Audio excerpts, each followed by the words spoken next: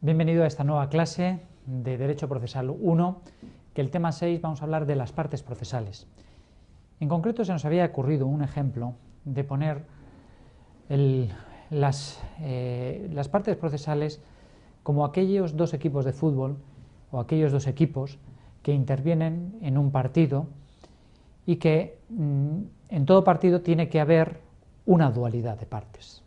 Esa dualidad de partes está formado por dos equipos, dos personas, una o dos equipos, uno conformado con sus abogados, con sus procuradores, con sus porteros, con sus delanteros, con sus defensas, y el otro, efectivamente, exactamente con las mismas instrumentos y herramientas. ¿Qué es lo que diferencia? Los personajes. Bien, en esa dualidad, el principio, vamos a ver que todos son los mismos.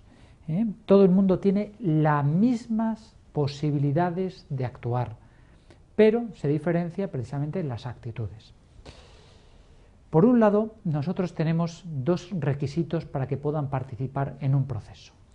Por un lado está la capacidad de las partes y por otro lado está la legitimación. ¿Qué entendemos por capacidad de las partes?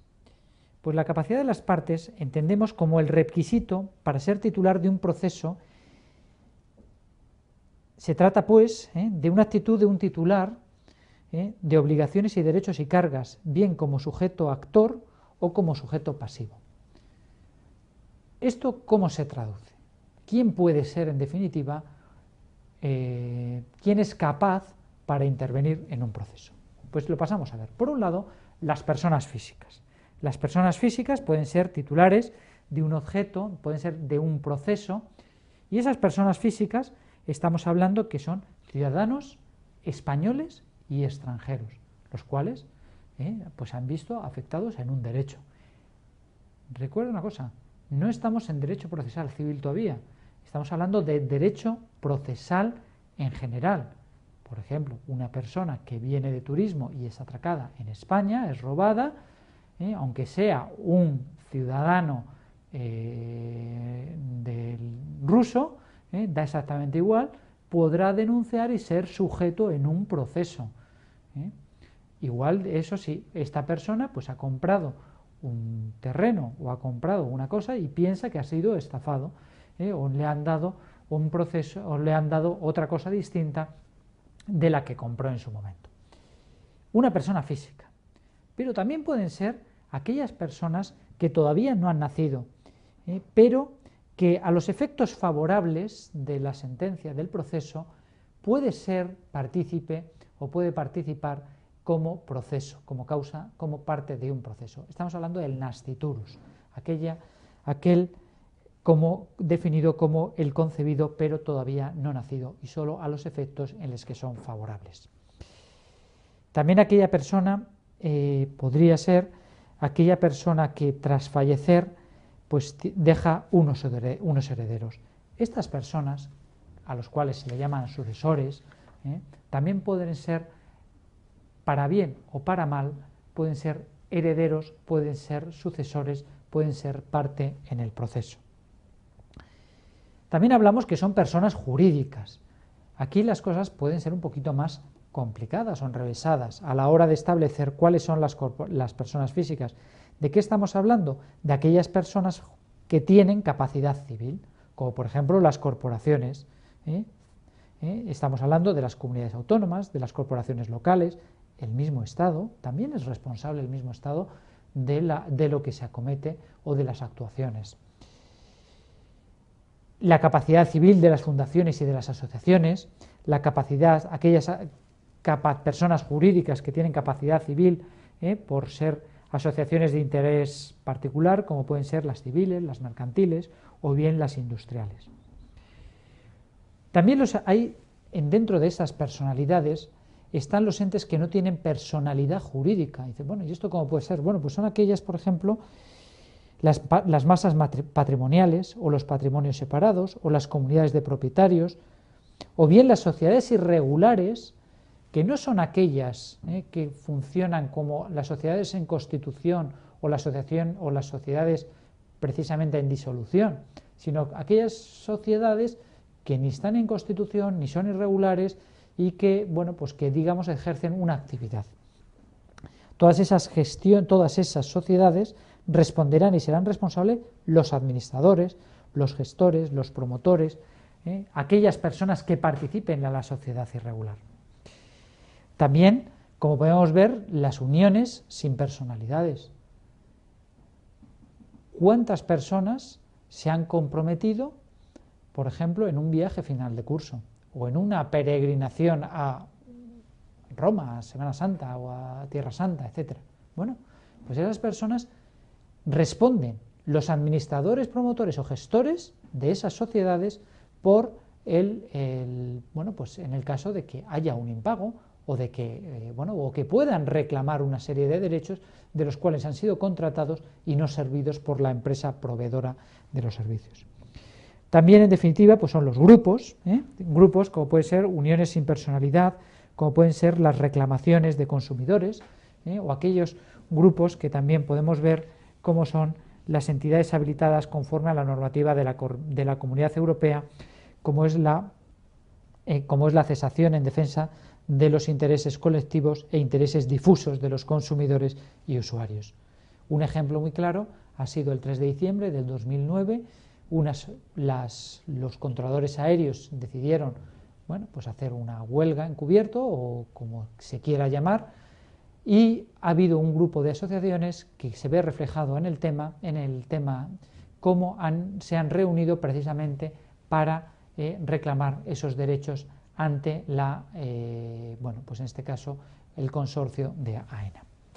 Bien, por otro lado tenemos la legitimación. La legitimación, que viene a ser como depende de la existencia o no de la determinada vinculación de quienes sean partes procesales. Y quien es parte procesal y quien está legitimado activa y pasivamente para intervenir en el proceso. Esa legitimación, vamos a darle un contenido, puede ser ordinaria, es decir, que tiene una relación directísima entre el objeto litigioso y la relación jurídica. Bueno, pues esa persona, pues que es directo, una relación directa, esa sería la legitimación para yo soy propietario de ese terreno y ese terreno me pertenece y ha sido ocupado por una serie de personas. O también puede ser la legitimación extraordinaria en interés privado, es decir, una comunidad de propietarios, tiene uno de los propietarios, pues puede ejercer un derecho de representación, de legitimación, solicitar esa legitimación para intervenir porque su interés va a ser privado. O bien esa legitimación extraordinaria en interés supraindividual, como por ejemplo lo que hemos dicho de las asociaciones de consumidores, a la hora de reclamar pues un derecho el cual pues no ha sido reclamado. O bien la legitimación de personalidad pública. ¿De qué estamos hablando aquí? Pues de las intervenciones, por ejemplo, del Ministerio Fiscal a la hora de proteger o legitimar los intereses de las personas. Bien, este sujeto, que lo veremos constantemente, lo vamos a llamar el actor o demandante. Esta persona se plantea y dice, bueno, vamos a ver, yo soy sujeto, pero quiero reclamar un derecho. Puedo ver primero si tengo unos sucesores, si hay unas personas que puedo intervenir en un litis consorte, es decir, si esta persona pues está casado o esta persona es copropietaria de una persona, o puede haber terceros interesados en mi actuación. Bueno, pues esa es la primera pregunta que se tiene que hacer todo demandado. ¿Y ante quién tiene que acudir? Bueno, pues tiene que acudir ante los procuradores y los abogados, también dependiendo de la cuantía y tipo de proceso, pero lo normal es que acuda ante los abogados, es decir, la representación técnica procesal y la defensa técnica en el proceso. Veamos un momentito cada una de estas dos figuras. Por un lado, hay una libre contratación por parte de ellos, en uno y en otro. No siempre es obligatorio, en uno y en otro, pero cuando se contrata un procurador tenemos que hacer o bien un poder general o especial, que se hace ante el notario o ante el secretario judicial, dependiendo de los procedimientos, y unas funciones de representación, es decir, se le da una serie de poderes, de funciones que tiene este señor, el procurador, para representarnos. Estas representaciones no son ilimitadas, muchas veces se tasan y se dice puede hacer esto, o bien se le da un poder general. Y bien, la defensa técnica, pues son aquellas personas que materialmente se les contrata para nuestra defensa. En definitiva, lo que se busca aquí es cohesionar entre lo que es el derecho procesal y el derecho material. El derecho formal, que está dado por procesal formal, que viene dado por la representación técnica procesal, y el derecho material por la defensa técnica. Algo tienen en común, y es que se les puede elegir libremente, salvo en el caso de que se solicite justicia gratuita.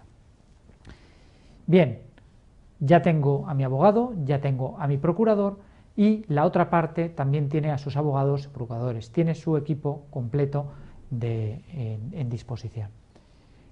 El campo de fútbol, la cancha, viene a ser la oficina judicial, viene a ser el juzgado, en definitiva. En un primer momento la oficina y luego el juzgado para verse ante el juez.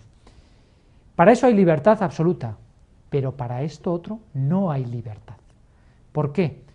Por los principios, primero, de exclusividad, que solo serán los juzgados y tribunales los que tienen esa capacidad precisamente para juzgar esas discordancias entre los ciudadanos, el juez legal o predeterminado por la ley, el cual pues uno no puede elegir directamente a un juez, sino que se mete, digamos, pues en una cesta, y en esa cesta se va eligiendo conforme a un proceso. Y la unidad de jurisdicción, que viene a representar, y queremos decir con esto, que cuando se empieza un procedimiento, primero se acude a un primer órgano, y a partir de ese primer órgano pues ya van derivando conforme se va desarrollando el proceso pues a los distintos. Pongamos un caso que viene uno a un juzgado de primera instancia, pues luego podrá recurrir pues a las audiencias provinciales y así sucesivamente, pues hasta llegar hasta el Tribunal Supremo. Muchas gracias, y esperemos que las partes procesales hayan podido aclarar de esta manera quién es parte procesal en el proceso y cuál es su cometido y su posición a la hora de realizar este proceso. Muchas gracias.